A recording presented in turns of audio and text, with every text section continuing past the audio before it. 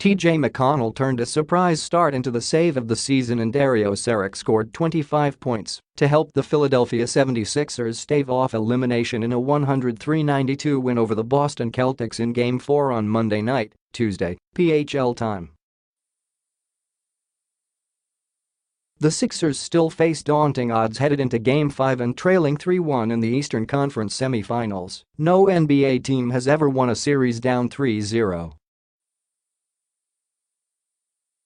McConnell had a career-high 19 points, 7 rebounds and 5 assists in only his second start of the season and meshed well in the backcourt with Ben Simmons.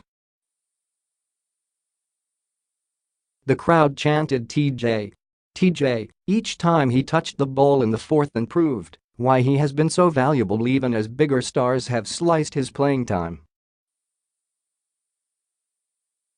He was just what Coach Brett Brown needed in a must-win game. I can tell you the Philadelphia 76ers spirit is just fine, Brown said.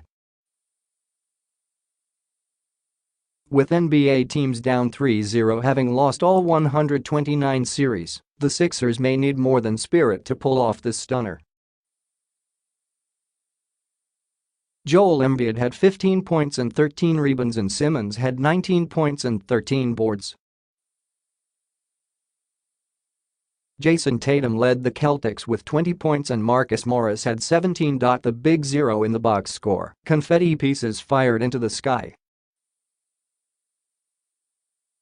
The Sixers scrapped their traditional confetti cannon celebration after it was prematurely shot at the end of regulation in a Game 3 overtime loss. The Sixers were in control in what could be their last home game of the season. Boston's Jaylen Brown and coach Brad Stevens were whistled for technicals late in the third, and the Sixers capitalized with 2 free throws and an Embiid dunk that had rapper Meek Mill standing. Embiid chirped at Marcus Morris and the Celtics forward flashed a 3-0 with his hands. McConnell buried a triple for a 14-point lead that would soon make that combination obsolete. Brown was desperate to spark the Sixers and benched slumping forward Robert Covington, 0 for 14 combined in Games 1 and 3 for McConnell.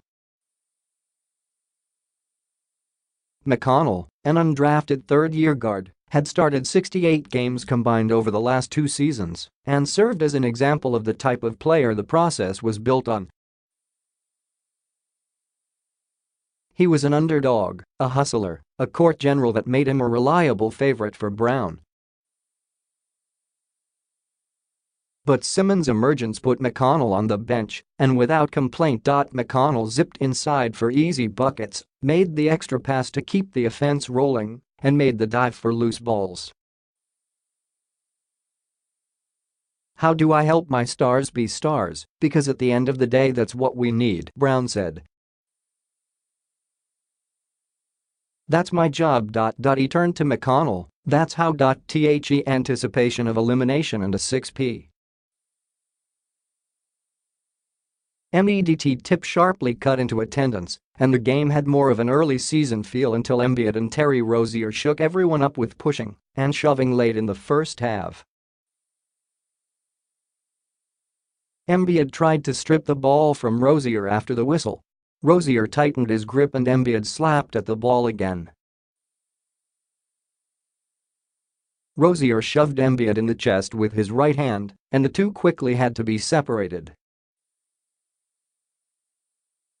Rozier and Embiid were hit with Ds. Then they each hit threes. Embiid buried one that had the crowd buzzing until Rozier came right back and hit his own to cut the 76ers lead to 2. Embiid closed the first half with a rim-rattling dunk and the Sixers into halftime up 47-43. Tip-ins. Celtics, Shane Larkin left with a left shoulder injury in the first quarter. Markieff Morris of the Wizards was in the stands to support twin brother Marcus.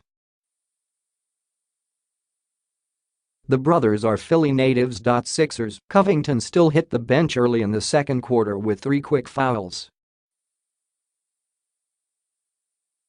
Missed 10 of 14 3 in the first half. Man down. The Celtics could be even more of a threat had Kyrie Irving and Gordon Hayward not been lost this season to injury.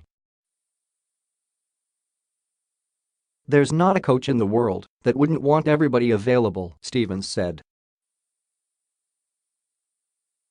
"I think that obviously we'd be better with those guys. They're very good players. Both unselfish players. But I really like this group, and those guys are still a part of that."